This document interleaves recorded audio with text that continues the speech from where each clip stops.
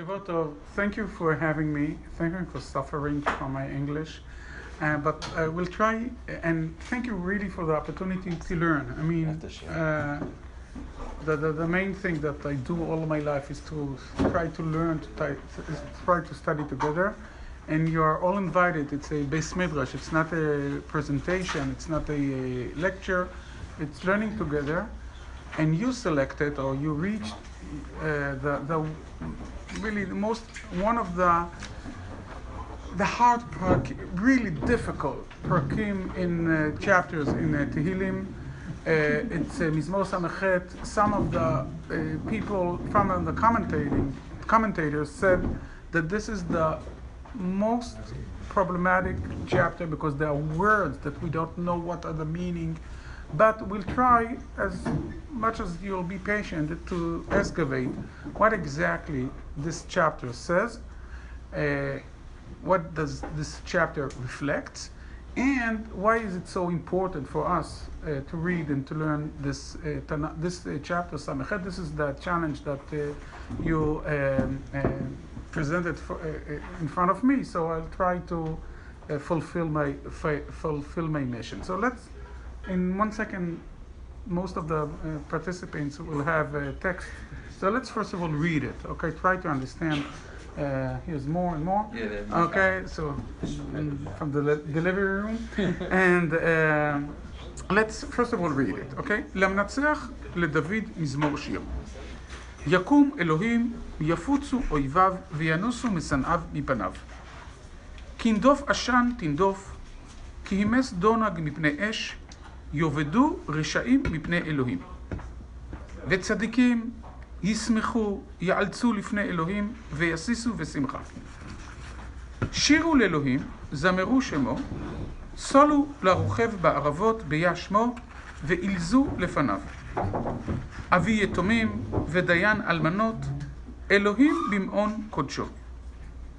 אלוהים מושיב יחידים ביתה, מוציא אסירים בכושרות, אך סוררים שכנו צחיך. אלוהים בצדך לפני עמך, בצעדך וישימון סלע, ארץ רעשה, אף שמיים נטפו מפני אלוהים. זה סיני מפני אלוהים, אלוהי ישראל. יש דקות. אז עוד רגע. To translate it, that's the challenge. But most of the words, I don't know how. I don't know the explanation in Hebrew. So but you'll get a one of the ways to translate the words. גשם נדבות תניף אלוהים, נחלתך ונלאה אתה חוננת. חייתך ישבובה, תכין בטובתך לעני אלוהים. אדוני ייתן עומר, המבשרות צבא רב. מלכי צבאות ידודון, ונבת בית תחלק שלל. אם תשכבון בין שפתיים, כנפי יונה נכפה בכסף, ועברותיה בירקרק חרוץ, בפרס שדי מלכים בה תשלג בצלמון. Anyone understood this pasuk? You know, בפרס שדי מלכים בה תשלג בצלמון. I'm saying really, in Hebrew, it's very difficult to understand it. So therefore we have a real challenge. הר אלוהים הר בשן, הר גבנונים הר בשן, למה תרצדון הרים גבנונים, ההר חמד אלוהים לשבטו, אף אדוני ישכון לנצח. רכב אלוהים ריבותיים, אלפי שנען, אדוני בם סיני בקודש. עלית למרום, שבית שבי, לקחת מתנות באדם, ואף סוררים לשכון יא אלוהים. ברוך אדוני יום יום יעמוס לנו האל ישועתנו סלע. האל לנו אל למושעות, ולאדוני אלוהים למוות תוצאות. אך אלוהים ימחץ ראש אויביו, קודקוד שיער מתהלך באשמיו. אמר אדוני, מבשן אשיב ממצולות ים. למען תמחץ רגליך בדם, לשון כלביך מאויבים מינהו.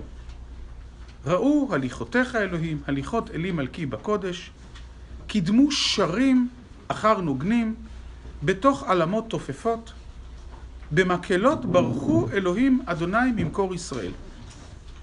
שם בנימין צעיר אודם, שרי יהודה רגמתם, שרי זבולון, שרי נפתלי. ציווה אלוהיך עוזיך, עוזה אלוהים זו פעלת לנו. What's the meaning? מאכל על ירושלים, לך יובינו מלכי שי. Now, if anyone can explain this pasuk, I'll be grateful. גער חיית קנה, עדת אבירים בעגלי עמים, מתרפס ברצי חשף, ביזר עמים, קרבות יחפצו. It's not Hebrew. Okay?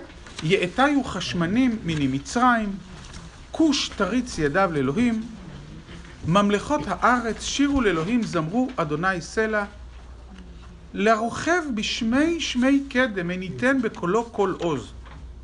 תנו עוז לאלוהים, על ישראל גאוותו ועוזו בשחקים, נורא אלוהים ממקדשך אל ישראל ונותן עוז ותעצומות לעם, ברוך אלוהים. So I think that after reading, even for someone that knows Hebrew, that this is his language, you can understand my first words, that this is a very, very difficult chapter, the most difficult chapter in Tehillim, to try to understand what exactly it's been expressed in this chapter. Okay, so it's really a big challenge. So let's try to do some of the work. There's a very, very good essay, a very good paper about it. I read it on Friday that Ronnie Ben-Nun wrote about. Really tremendous. But I'm not going so far. He dealt with the connection between this chapter and Shirat Dvorah. You'll see soon the connections. But I'll try, first of all, to read the text and to try to understand whatever we can understand on the surface, and then to speak a little bit about the meaning of what we are learning. Can anybody try to understand what is the background? I mean, this is not it's not a wedding song, okay? What is it? What is the background? The first pasuk reminds us of the beginning of Sefer Bamidbar, Parashat Nasor, with the Nun Hafuchim. Definitely. So So this must introduce us to some notion of what Bnei Israel is about to do. And what background? You're right. Conquer Eretz Israel, go out, and the nation is formed in the camp, and then they're going out. That's what happened. Challenge. Yeah, that's what happened on Bamidbar. Yes. No, but why it's been quoted here? To building on that, many times the Tehillim is an interpretation of the Torah. Definitely. What is the reality now? You are completely right, but it's not a Parashat Shavua shir. He's not explaining Bamidbar. He's using Bamidbar in order to face the reality of his life. So what is the background of his life? You said that. That's not Bet Yafutsu Oivav. That's not Bet Mikdash. What? Excuse me. The Aron HaKodesh was the precursor, was the leader into Eretz Israel, and the Aron HaKodesh was at the head of the camp. Where, in what context? In Bamidbar. Yeah, but not only in Bamidbar, in one context. Not Beit HaMikdash. What is the second context? The challenge of what Bnei Israel are out to do. Spread God's name in the whole world. Definitely. What is the current situation? You're completely right. I'm not sure Plishtim, but this is a war. Okay, but why are you so right? Because when we read the Torah, we have to be aware of the fact that Aron HaBrit was part of two different issues. One was the Mishkan, as you started. But in the second place, we find Aron HaBrit as part of the military camp. Where do we find it all over Tanakh? Sefer Shoftim. Sefer Shmuel, beginning of Shmuel, where they bring Yeshua. Where else? We find it even in the Parashat Shlach, because Moshe, when he tells after they got the message that they are not going into Eretz Israel, then there were pioneers, Ma'apilim, I don't know, that wanted to go to Eretz Israel, even though this was prohibited now. And Moshe told them, Al ta'alu, ki ein Hashem bekirbechem, velo tinagfu lifnei oivechem. Don't do that, because you'll be defeated. And the pasuk says, Va'aron brit Hashem u'Moshe lo mashu mikerev ha'machane. Okay, so we have, and the most powerful pasuk is what you quoted. Vayhi binso ha'aron vayomer Moshe. What did he say? Kuma Hashem veyafutzu evecha. What is veyafutzu evecha? Veyafutzu evecha means that the enemies, it will be their camp will dismissed. Yeah, will be destroyed. Veyafutzu, they will be distributed all over. Veyafutzu evecha veyanusu mesanecha mipanecha. And he uses this chapter, uses this pasuk. You were right. Read the second pasuk. Yakum Elohim yafutzu oivav veyanusu mesanav mipanav. That means that probably, and we'll see it all over. I mean, I didn't prove it yet. We'll read and we'll see that the context is actually a war. It's a battle. We are in the battlefield. I don't know yet if it's before, if it's the end, if it's after the victory. It's full of fear. We don't know yet. But reading this chapter says that the author is using the pasuk in Bamidbar, but it's not a Parshat Shavua shiur. It's not that we are all sitting together learning Bamidbar, and now this is the shiur he gave about Bamidbar. It's the opposite. He is facing a situation, a current situation that he's going over, and he's using Bamidbar, and soon we'll see he's not using only Bamidbar. He's using words one by one from Dvorah song. We'll see it soon. And he's taking things that he knows from the Chumash, from the Dvorah song, and with this he's facing his present situation. It's a war. And the question is, what is the role of Hashem in the war? And what is the role of the human being, the soldiers? But he starts, first of all, a war everywhere in Tanakh is a kind of a revelation. It's not only that we are there and the enemies are there and we are in a conflict and the war is started and it's a battlefield. It's a story of revelation. Hashem is also in the battlefield. He is there. He's being represented by the Aron. There's nothing that represents more the Ark of Covenant than Hashem present than the Ark of Covenant. And the Aron is there. You know, there's a big machloket if there were two Aronot or one Aron. I'm not going into it. We're learning Tanakh and not all the Torah Sheba'al Peh that is behind. But there are many places all over Tanakh that say precisely that the Aron is part of the Machaneh. We mentioned a few of them. We mentioned Parshat Shlach, Va'aron Brit Hashem u'Moshe lo mashu mikerev ha'machaneh. We mentioned Vahi binso ha'aron, Vayomer Moshe kuma Hashem veyafutzu oivecha. That's the relationship between the Aron and the battlefield, and also the halacha. The halacha says that in Parashat Ki Tetzeh, that there are two places where people that are being tameh cannot be part of the camp.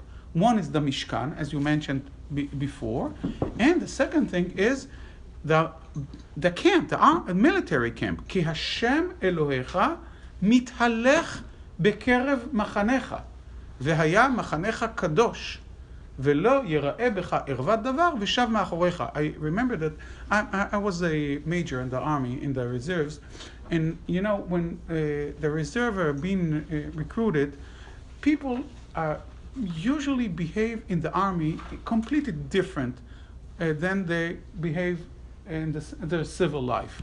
And when they're in the civil life, they're, you know, full of dignity, and they're honest, and they're modest, and whatever. In the army, everything, all the board, they break everything, and they speak in a very chatzuf way, in a very full of nasty words, and about sex, and about that. And I always told them, you know what? According to my principles, in the army, you should be more holy, and you should behave in the different way than you from the other side, from your civil life, because ki Hashem Elohecha mitalech bekerev machanecha vaya machanecha kadosh. So this chapter is in a battlefield. I said we don't know yet if it's before the war, it's after, it's full of fear, it's a victory or defeated a respond, but the author is using Bamidbar and saying Yakum Elohim yafutzu oivav ve'anusu misanav mipanecha kihindof ashan tindof. The author believes that the smoke, as the smoke is driven away, so drive them away. It's a belief, and it's also a appealing. כי הימס דונג מפני אש, יובדו רשעים מפני אלוהים, וצדיקים ישמחו, יאלצו לפני אלוהים, ויסיסו בשמחה. Again, this is the way we are looking and we are analyzing the battlefield. The battlefield has a lot of, there is importance. We can't deny, and even the author will not deny that there is importance. What weapon do you have? What tactic ways you're using? All kinds of things are very important. What we say hishtadlut. But when he writes the poem, when he writes this chapter, he knows that what will cause the victory or what will cause failure is a completely different issue. Is the question, who is the tzaddik, who is the rasha? Because Hashem is there. And when Hashem is in the battlefield, I believe and I pray that tzaddikim, let's read it again. רשעים יובדו רשעים מפני אלוהים, וצדיקים ישמחו יאלצו לפני אלוהים ויסיסו בשמחה. The bottom line of the battlefield doesn't depend on the fact if you are a good commander, if you have good soldiers, if you have good weapon, what is the quality of the missiles, all those issues. The thing that a believer says in Tehillim about the battlefield is that what will bring the victory, create the victory, or chas v'shalom, the opposite way, will be the fact who is the rasha and who is the tzaddik. And that, and again I'm mentioning, why? Because all over Tanakh, and especially in Tehillim, it's been emphasized the fact that there are three camps in the battlefield. The Israel camp, the enemy's camp, and Hashem camps. And we'll read about his camp soon. The author will speak about it. שירו לאלוהים, זמרו שמו, סולו לרוכב בערבות, ביש שמו ואילזו לפניו, אבי יתומים ודיין אלמנות, אלוהים במקום קודשו, אלוהים מושיב יחידים ביתה, מוציא אסירים בכושרות, אך סוררים שחנות צחיחה. Forgive me that I'm reading the translation in English because I can't understand it in Hebrew. What's ach sorerim shacharenu tzricha? But now we find that revelation. Elohim, betzedcha lifnei amecha, betzadcha bishimon sela. When you are in front in front of the camp. You were there in the desert, לפני עמך. If everybody is familiar with שירת דבורה, השם בצאתך משעיר, בצעדך משדה אדום, ארץ רעשה גם שמיים, these are the words. Everybody that remembers what we learn on שמחת תורה. זאת הברכה, אשר ברך משה בני ישראל, no, what's the, מה המשך? השם משעיר בא וזרח משעיר, השם מסיני בא וזרח משעיר, למה הופיע מהר פרן ואתה מרבבות קודש. Again, it's not that he's going back to the desert. He said it happened in the desert, it happened in שירת דבורה, it happened now in this situation. We'll read about it soon. The fact that it's not history, it's reality. Our belief, and that's what he's expressing.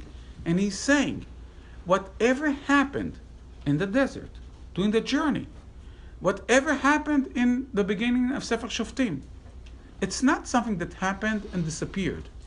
It's here, it's now, it's in my life, and it reflects my approach towards the battlefield. Because the battlefield, you see two camps.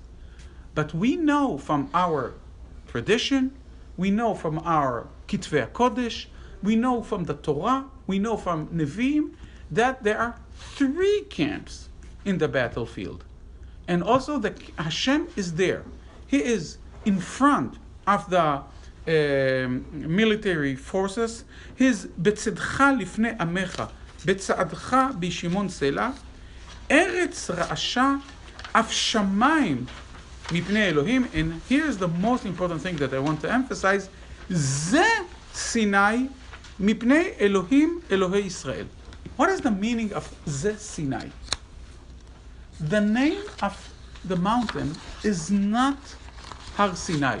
We use the term, but this is not the name of the mountain. The name of the mountain, as we know from Sefer Shmot, is Har Chorev.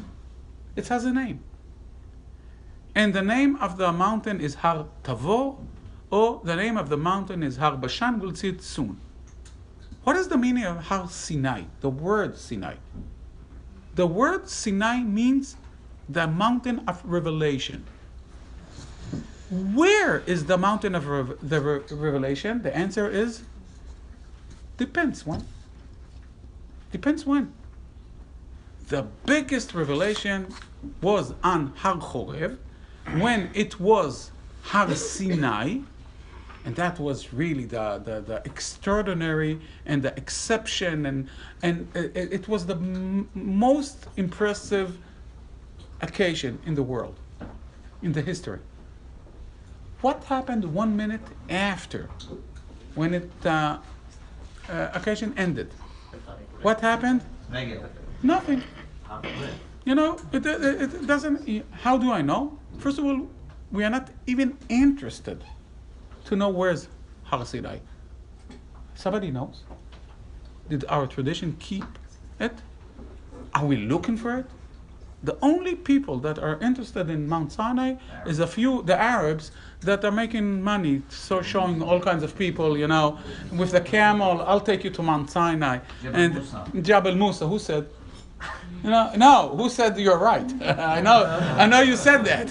But that is, you know, why aren't we interested in Har Sinai? Because the minute the revelation ended, Bimshoch HaYovel, Hema Ya'alu V'har. It can be something else. So where's Mount Sinai? Mount Sinai moved to where? It moved with the Mishkan. It moved with the camp. And Har Sinai, what the author is saying now, I'm now in Mount Sinai. Where is the current Mount Sinai? Let's read it, Pasuk Tet Zayin. Har Elohim, Har Bashan. Now, Bashan is in the east side of the Jordan. Okay, that's the Bashan. where Og Melech HaBashan. We read it today. We read it in the end of the parasha today. We read about Og Melech HaBashan. This is in the east side. What is the connection? Is that the Golan Heights? It's somewhere related to the Golan Heights. I don't know exactly where. We don't know exactly where, but it's there. So why do you call it Har Sinai? Har Sinai is in the western side, between us and Egypt. So how come Har Sinai moved to Har Bashan in the eastern side of the Jordan? The answer is Har Sinai is moving. Every mountain, and now in this current situation, Mount Sinai is in the Bashan. Why? Because the battlefield is there, we are there, the enemies are there, and who else? Hashem's camp. And because he's there, this is now Mount Sinai. And Mount Sinai, also Dvorah spoke about Mount Sinai, but she spoke about Tabor mountain, about Har Tavor. Why did she call Har Tavor Ze Sinai Mipnei Hashem Elokei Israel? Because in her days, where was located Mount Sinai? In the Tavor. Why? Because the revelation and the war took place on the Tavor. And once the war ended, then there's no Mount Sinai until the next occasion.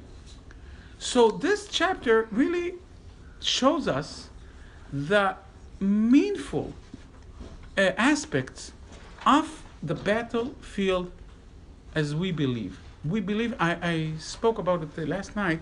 I remember from my personal experience, I was a major on the worst battlefield in the First Lebanon War. Sultan Yaakov, I don't know if you heard about it. I was a commander of a tank unit, and we really felt into an ambush. Is it legal to say? Into an ambush. We had 16 soldiers killed. We have until now 3 are missing: Feldman, Katz, and Baumel. Probably you heard about them, and we escaped. We really ran away. On our way out, it was Friday noon. 12 o'clock was the ceasefire was announced, and then all kinds of units that actually had to rescue us got to the position. After we really left, it came too late. But I remember I stopped my tank and I organized my unit, and near me a colonel that was a commander of a very big unit of tanks is stopping near me and going out of his tank. Now the first thing I see, he has a big beard, and he has a kippah. He takes his tank head kasda, how do you say, helmet out of it, and he's go down. So I was very surprised. I didn't know there's a really very high level officer, and he's the head of the unit. And then I see he comes out with a Sefer Torah in his hands. So I asked him, "Who are you?" He said, "My name is Nachman." Where do you live? Kfar Chabad. He's Nachman from Kfar Chabad. And what are you doing with a Sefer Torah? He said, a king should come to the battlefield with a Sefer Torah like in this chapter, and therefore wherever I go with my tank, I have a Sefer Torah and in my tank. I was really very impressed. Even though we were shocked, we were injured, we had bad experience there, but to see the fact that he's coming out of the Sefer Torah was really something that changed,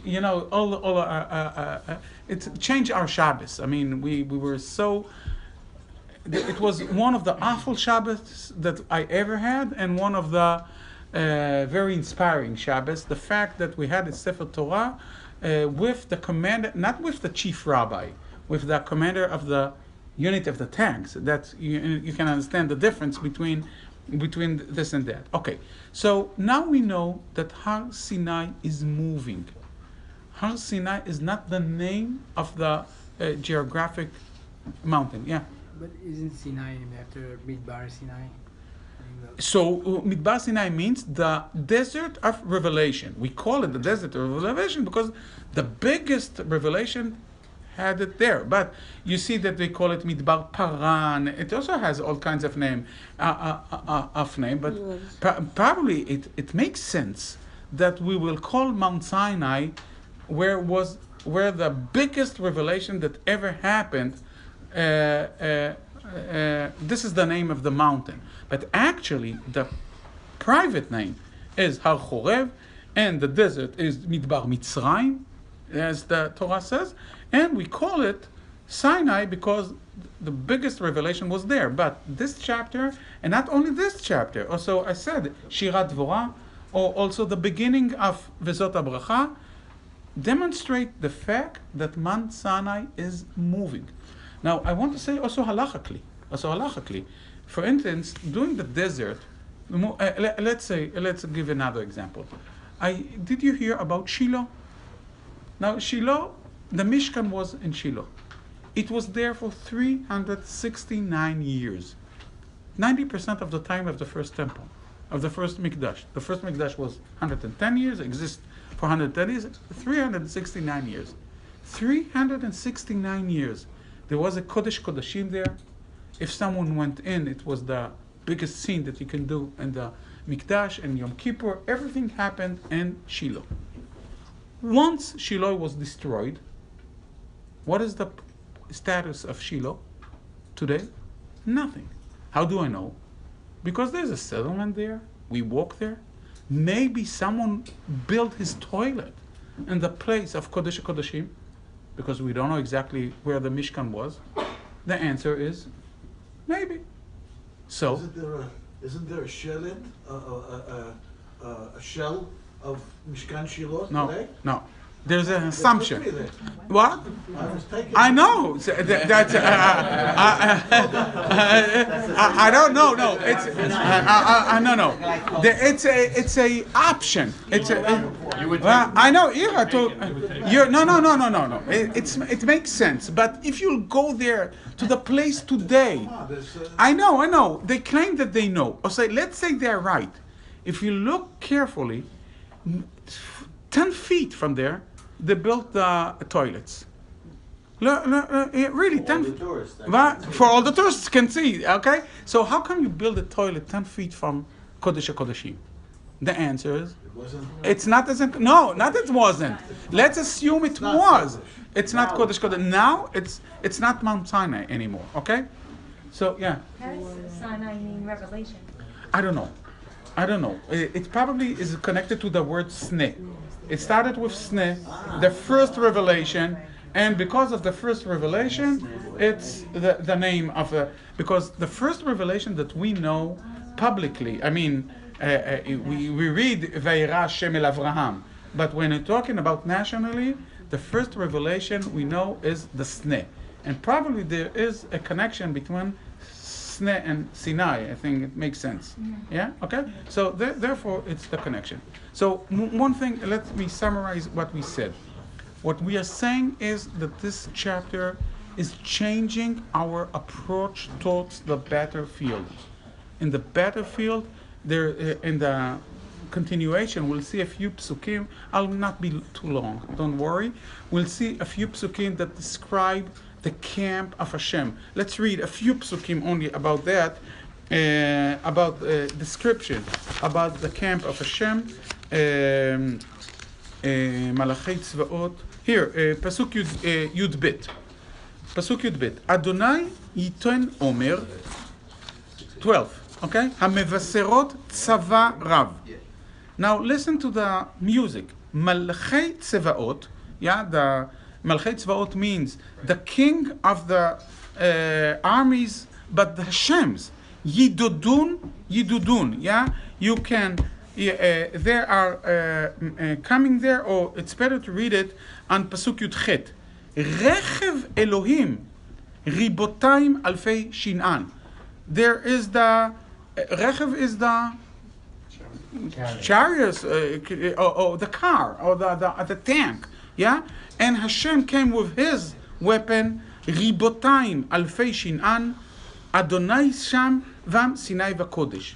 So there is a few psukim describe the camp of Hashem, and you should. What is the consequences? We mentioned 3 of them. First, all your approach should be towards the fact that because the presence of Hashem, the question who will win and who will be defeated is not connected only to weapon and tactics or whatever. It's connected to the question who is Rasha and who's Tzaddik. That's the first thing. The second thing that we mentioned is that there's special halachot. Actually, the military camp adopt many of the halachot of the Mikdash. Mainly 2 of them. One is the fact that in the center or in the front, the Ark of Covenant is there.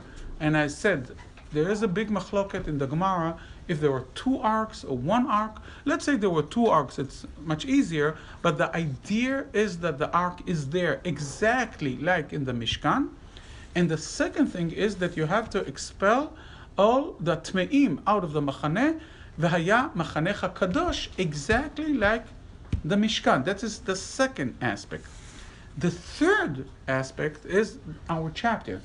And that is that when you achieve victory, it's not only your abilities, it's not only Kochi V'otzim Yadi, and Hashem was there. Hashem was there, and therefore you should create a ceremony, you should have an orchestra, we'll speak about the orchestra soon, and say Hodul Hashem Kitov, because it's not only the commanders, it's not only the army, it's not only the chief of staff, it's Hashem that was part of the war, and he was there in order to achieve the victory and avoid failures. You wanted to ask something? It's not really so relevant, but I was wondering, like, the way you said about Shiloh no longer has Kedusha, so why do we maintain the status of Kedusha on Har HaBayit? Oh, okay. And now, if you want to shift the shir, but I'll give you a very briefly. I'll say the following: according to the Baalei Tosafot, the answer is that Yerushalayim doesn't have any kedusha. All the Tosafot in Zvachim, Samechabut Met, and many places said that Yerushalayim doesn't have kedusha exactly like Mount Sinai, exactly like Shiloh, exactly. But you must understand, if they don't have kedusha, you can today go in everywhere, but it doesn't have any meaning to go. You understand the paradox? If you can go everywhere in Har HaBayit, that means that why to bother? It's the same of Jaffa Street in Jerusalem, or Baka, or Emek Rephaim, or Rich's Pizza. You know, it's the same thing. But the halacha, according to the Rambam, and all the rabbis after Baalei Tosafot and the Rambam adopted the Rambam perspective, he said that that Yerushalayim is different because the Shechina didn't move from Har HaBayit. This is the final place. This is the Hamakom Asher Yivchar Hashem. So therefore, it's the same principles. But what the difference between Mount Sinai and Har Bashan and Har Dvorah and Shiloh or whatever is because in those places Hashem moved and went someplace else. You know, I'm using those terms.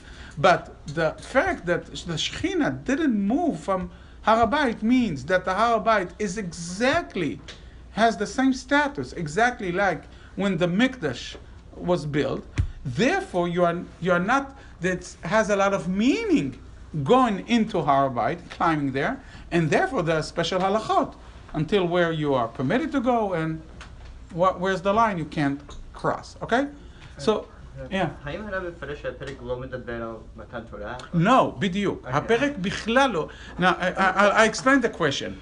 Everybody knows, you heard it in kindergarten, the story about the confrontation between the mountains. Where will the Torah be given? You remember that this mountain said, that the Torah should be there and there and there, and Mount Sinai was elected because he was modest, and you know the story, right? You remember? You're not far from kindergarten. We were all young. Okay, so and the question was actually, the Chazal, when they say the story, they are using this chapter, yeah, and the story is being built on the pasuk Yud Zayin. Lama teratzdun harim gavnunim. Teratzdun means, a kind of shakiness. I mean, why are you fighting? Why are you have a confrontation? All the mountains, Hahar Chamad Elohim Lishivto, the mountain that God hath desired for his for the revelation is Mount Sinai. So this is the Agada that is being built on Pasuk Yud Zayin. So actually, what did the Agada do? It did the opposite process that we are doing now. We said that Mount Sinai is not in Mount Sinai, but Mount Sinai is in all kinds of different mountains where Hashem is part of the battlefield. Chazal in the Agada went to the opposite direction, and they took all the mountains back to Mount Sinai, and they said there was a big discussion and a big conflict between the mountains, and actually the Torah was given on Mount Sinai, Mount Chorev, okay? So this is the difference between the Pshat that we are learning now and between the Agada. So the question was, I'll make it more extreme. I'm very surprised because this chapter is in the Agada being learned as the chapter as describing Matan Torah, and you say, leave Matan Torah away, and look that this chapter claims that Mount Sinai is Har Bashan, is not Har Chorev. So these are the different directions. You could add another level to the question, because we read this Sfaradim Minhag to on Shavuot. On Shavuot. Definitely, because we do it according to the Agada. But actually, this chapter explains that Mount Sinai can be everywhere. Every place that there is a revelation, part of the military battlefield, Hashem is there. Therefore, as I said before, it has a lot of consequences. And I want to say it again, I think that even today, even though we don't see the revelation, even though we don't feel it, I think that at least believe that Hashem is there. And the second thing is behave according to the presence of Hashem in a V'haya Machanecha Kadosh should identify the IDF. At least when I was the commander of my small unit, we spoke about it constantly. Not everyone agreed with me, and most of my soldiers were completely secular, but I demanded that their personal behavior will not be, free of any restrictions and do whatever they want, and as long as they keep the military orders, but also that it should be personality, not to forget where you came from, and how should a human being look like, and not to feel that the reserve is actually the vacation from all your commitments and you can do whatever you want there. It was very difficult to convince and to demand it, but in the army, orders are in the Israeli army, orders in the reserve are a recommendation. It's not really something that everyone obeys, but I try to do that many times. Okay, so let's say another thing, and what is, and as I said, the third consequences is our response to the victory. Let's read a few psukim about that. פסוק כ"ה ראו הליכותיך אלוהים, הליכות אלי מלכי בקודש. So we saw it. We saw you were there. We saw that it was a holy place. We saw that the victory was achieved by your assistance and by your help. So therefore, now, how do we behave? Thanks. Kidmu sharim. It's not sarim. Read it very carefully. It's singers, not ministers, right? Kidmu sharim achar nognim betoch alamot tofefot. Yeah, and you can see here that also women are part of the, at least of the orchestra. B'makhelot barchu Elohim Adonai mimkor Israel. Yeah, and this is the assembly. Even all yet will everyone will be part of the big saying. I don't want to use the term Thanksgiving. Yeah, but saying Hallel and blessing Hashem for the victory. So let's stop here because there are many other aspects of this chapter. We didn't learn the whole thing, but I think we succeeded to excavate what is happening here. And this, as I said, is a song where it's really very, very typical for Tanakh. Even though the words are very difficult, even though I didn't explain every pasuk, we should work on this chapter. But until it will take until יגיעו תלמידים ואמרו הגיע הזמן קריאת שמע של שחרית, and I'm not sure you're willing to do it tonight. But at least I think we excavated what actually this chapter says. And as I said, it's typical. It's not a exception. It's typical to the philosophy and to the feelings and to the theology of looking at the battlefield. There are two places of revelation. One is in the Mikdash. One is when Hashem comes to the battlefield. This is the current Mount Sinai. And I want to say that it has at least two consequences, even not more. It has a lot of consequences to our approach today. And I'll say two things. The first thing is I think I'm honored personally to be the head of Hesder Yeshiva. The fact that our, Hesder Yeshiva combined, I don't have to explain what's a Hesder Yeshiva, but the feeling that our students, our soldiers, that come with their faith and the Torah that they studied and all their theology and philosophy and belief and they come to the battlefield. Hopefully they will not be there. I mean, battlefield is an awful place, but if they'll have to be there, they'll be there, or our children, and they combine and they really behave according to these principles. That means they believe that in the army, it's not a place where you break all your boundaries, and when you behave in an inappropriate way, the opposite is the truth. You should come to the army. Before they go to the period of time that they're serving in the army, we do a lot of hachana, a lot of preparations, a lot of learning together, halachas and how to behave, but not only halachot, but also way of thinking, of looking at, or the approach towards the period of time that they're serving in the army, as if it's not something that is opposite to what's happening in the yeshiva. It's a continuation. Bring the yeshiva into the army and behave according to the same principles, and even more, because it should be Machane Kadosh.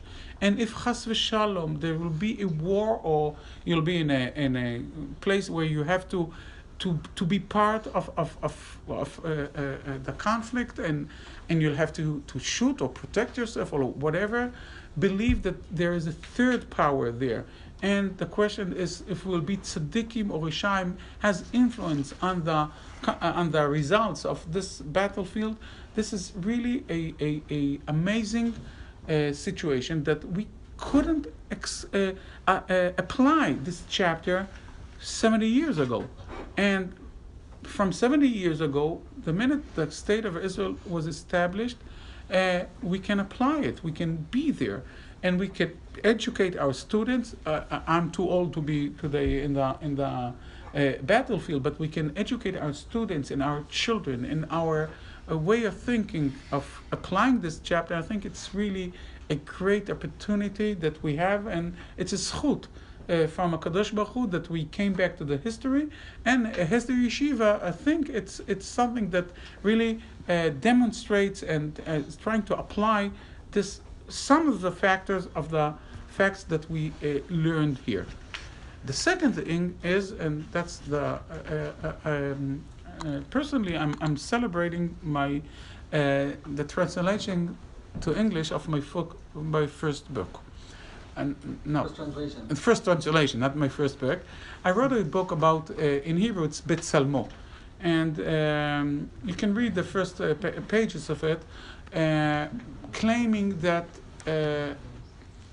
we forgot the responsibility and the approach and the status of the fact that we were created in Tzelem Elohim.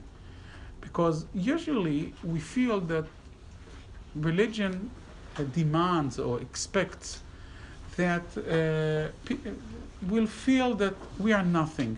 Va'anochi tolat velo ish. Yeah, that I'm a worm. I'm not a personality, because when we stand in front of Hashem, we are nothing. We're anochi afar va'efer.